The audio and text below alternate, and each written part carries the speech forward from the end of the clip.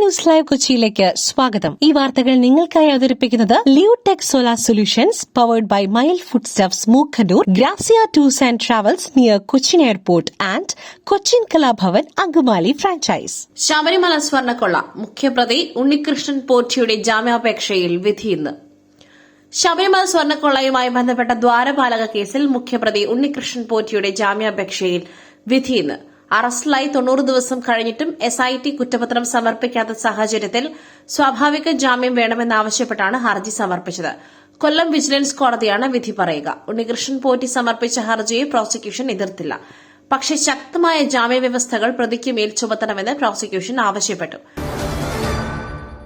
അമ്മയിലെ memory card വിവാദം. കുക്കു പരമേശ്വരന് clean chit. ആഭ്യന്തര അന്വേഷണ സമിതി റിപ്പോർട്ട് സമർപ്പിച്ചു. താരസംഘടനയായ അമ്മയിലെ മെമ്മറി കാർഡ് വിവാദത്തിൽ കുക്കു പരമേശ്വരന് പങ്കില്ലെന്ന് ആഭ്യന്തര അന്വേഷണ സമിതിയുടെ കണ്ടെത്തൽ. അമ്മ യോഗത്തിലാണ് അന്വേഷണത്തിന്റെ റിപ്പോർട്ട് സമർപ്പിച്ചത്. പരാതിയുമായി ബന്ധപ്പെട്ട് 11 പേരുടെ മൊഴിയാണ് രേഖപ്പെടുത്തിയത്. പരാതിക്കാർക്ക് അന്വേഷണ റിപ്പോർട്ട് കൈമാറുമെന്ന് അമ്മ പ്രസിഡന്റ് ശ്വേത മേനോൻ അറിയിച്ചു. ആവശ്യമുള്ളവർക്ക് നിയമ നടപടികൾ സ്വീകരിക്കാമെന്നും അമ്മ ഭാരവാഹികൾ വ്യക്തമാക്കി. മെമ്മറി കാർഡ് KPSC ലളിതയുടെ കയ്യിലുണ്ടായിരുന്നു എന്നിടത്താണ് അന്വേഷണം അവസാനിക്കുന്നതെന്നാണ് ആഭ്യന്തര അന്വേഷണ സമിതിയുടെ കണ്ടെത്തൽ. ഇതിൽ ആരും പ്രതികളോ കുറ്റക്കാരോ ആണെന്ന് കണ്ടെത്തുവാൻ സാധിച്ചിട്ടില്ലെന്നാണ് അമ്മ വ്യക്തമാക്കുന്നത്. മൊഴികളിൽ ഉൾപ്പെടെ അമ്മയ്ക്ക് പൂർണ്ണ തൃപ്തിയുണ്ടെന്ന് ശ്വേത മേനോൻ അറിയിച്ചു. വനിതാംഗങ്ങളുടെ യോഗം ചേർന്നിരുന്നുവെന്നും അത് റെക്കോർഡ് ചെയ്തു എന്നത് സത്യമാണെന്നും എന്നാൽ ആ മെമ്മറി കാർഡ് KPSC ലളിതയ്ക്ക് കൈമാറി എന്നുമാണ് കണ്ടെത്തൽ. ജനനായകന്റെ വിധിയെന്ത്? സെൻസർ സർട്ടിഫിക്കറ്റ് കേസ് വീണ്ടും മാറ്റിവച്ചു.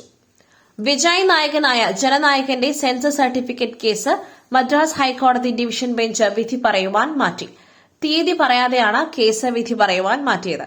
ചീഫ് ജസ്റ്റിസ് അധ്യക്ഷനായ ബെഞ്ചാണ് കേസ് പരിഗണിച്ചത്. കൌണ്ടർ അഫിഡവിറ്റിന് സമയം അനുവദിച്ചില്ലെന്ന് central board of film certification കോടതിയിൽ ആവർത്തിച്ചു. ചിത്രം റിവൈസിംഗ് കമ്മിറ്റിക്ക് വിട്ട CBFC ചെയർപേഴ്സന്റെ ഉത്തരവ് നിർമ്മാതാക്കൾ ചോദ്യം ചെയ്തില്ലെന്നും സെൻസർ ബോർഡിന് വേണ്ടി ഹാജരായ അഡീഷണൽ സോളിസിറ്റർ ജനറൽ വാദിച്ചു. റിവൈസിംഗ് കമ്മിറ്റിക്ക് വിട്ടുവെന്ന സെൻസർ ബോർഡിന്റെ അറിയിപ്പ് മാത്രമാണ് ലഭിച്ചതെന്നും ചെയർപേഴ്സന്റെ ഉത്തരവ് ഇതുവരെയും ലഭിച്ചില്ലെന്നും KVN പ്രൊഡക്ഷൻസ് കോടതിയെ അറിയിച്ചു. കുളിമുറിയിലെ ബക്കറ്റിൽ തലകീഴായി വീണു. ആലപ്പുഴയിൽ 2 വയസ്സുകാരൻ മരിച്ചു.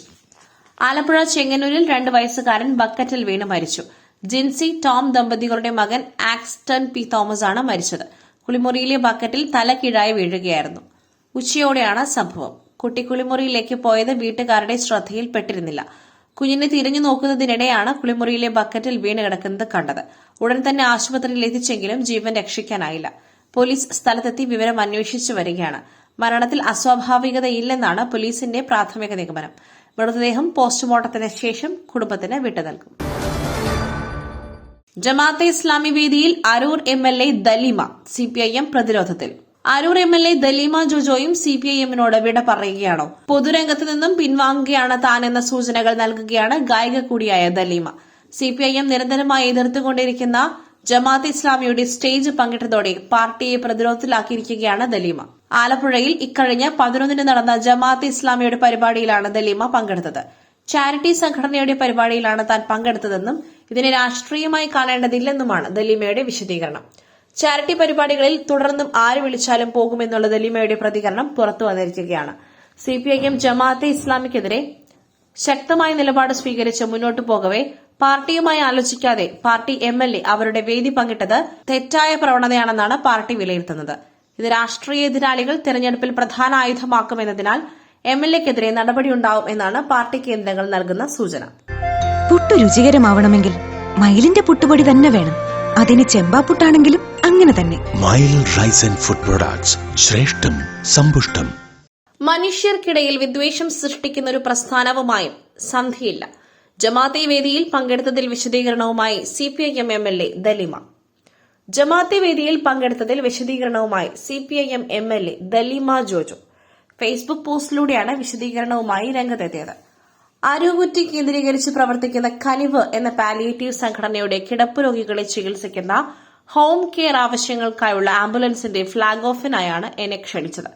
മണ്ഡലത്തിലെ പാലിയേറ്റീവ് ചാരിറ്റി പ്രവർത്തനങ്ങൾ നടത്തുന്ന സംഘടനകളെ പ്രോത്സാഹിപ്പിക്കേണ്ടതും അത്തരം വേദികളിൽ പങ്കെടുക്കേണ്ടതും ഒരു ജനപ്രതിനിധി എന്ന നിലയിലുള്ള ഉത്തരവാദിത്തമായാണ് കാണുന്നത്. ക്ഷണിക്കുന്ന പരിപാടികൾക്കെല്ലാം പങ്കെടുക്കുവാൻ പരിശ്രമിക്കുന്ന ചാരിറ്റി പാലിയേറ്റീവ് പ്രവർത്തനങ്ങളിൽ കുറെ കൂടി താൽപര്യം കാണിക്കുന്ന സമീപനമാണ് എന്റേത്.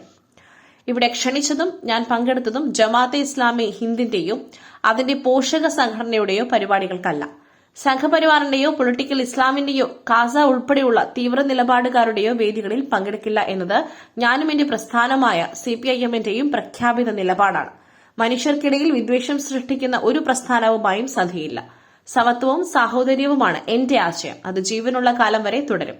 അതിന്റെ പ്രചരണത്തിനായി സംസാരിക്കും, പൊതുപ്രവർത്തനം ചെയ്യും, പാട്ടുകളും പാടുമെന്നും MLA ഫേസ്ബുക്കിൽ കുറിച്ചു.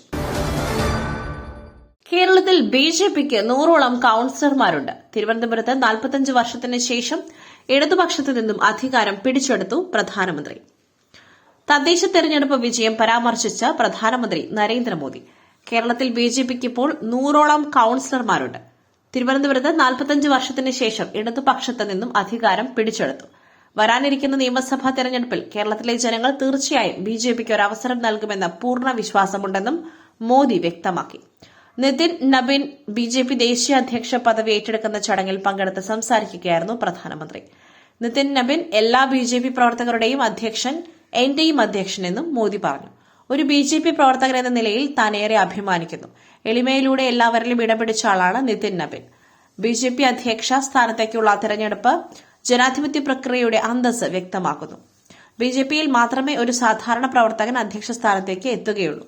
താനൊരു BJP പ്രവർത്തകൻ, തന്റെ ബോസാണ് നിതിൻ നബിൻ എന്നും മോദി വ്യക്തമാക്കി. മറ്റൊരു വാർത്തയുമായി കണ്ടുമുട്ടുന്നതുവരെ നന്ദി, നമസ്കാരം.